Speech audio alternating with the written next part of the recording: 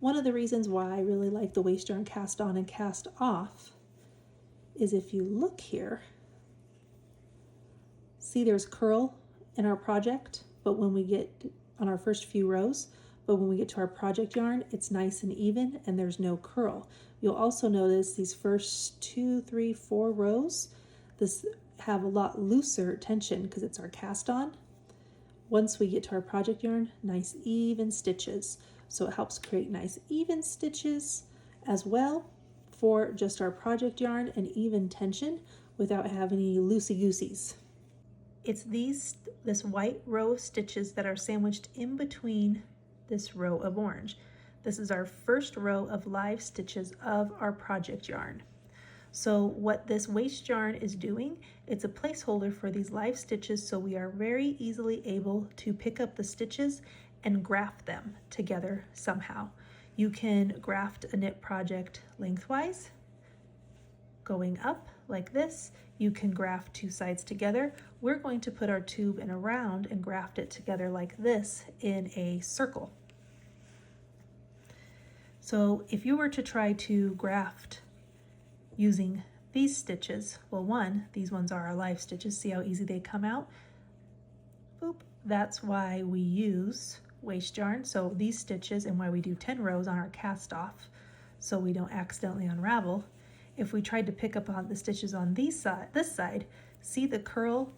You're going to be able to do it, but it's going to be very difficult to try to figure out, okay, which is the first row? Is it that one? Is it this one? You know, which one are you going to pick up and try to graft? And then you're dealing with this curl. It gets to be a mess. It gets to be a headache. Believe me, I've tried. It's way easier to take the extra time of using your waste yarn to then graft your project together. It's so simple because you can see exactly what's your waste yarn, what's your project yarn, which yarns you're supposed to pick up. So I'm just going to show a few examples of what you can do. I don't hand knit, I crochet.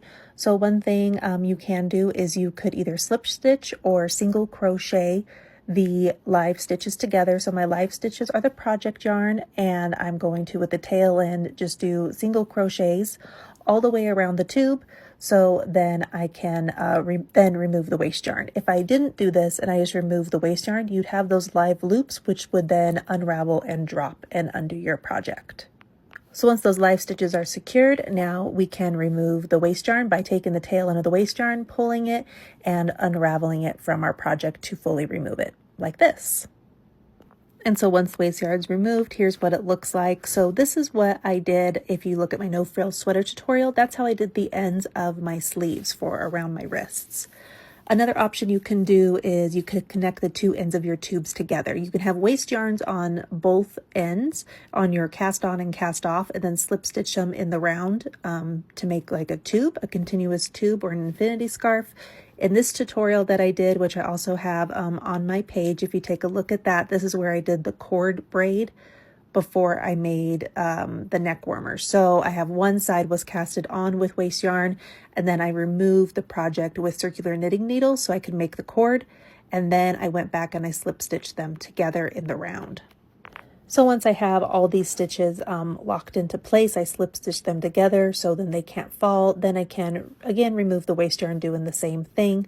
In this instance, when you're slip stitching the two tubes together, or the two ends of the tube together, you can't do the ravel cord because it would remove the waste yarn, but then it's still hooked in the round. So you just do the normal waste yarn cast on, and then you just pull the end of the tail out, and then you can unravel it from your project.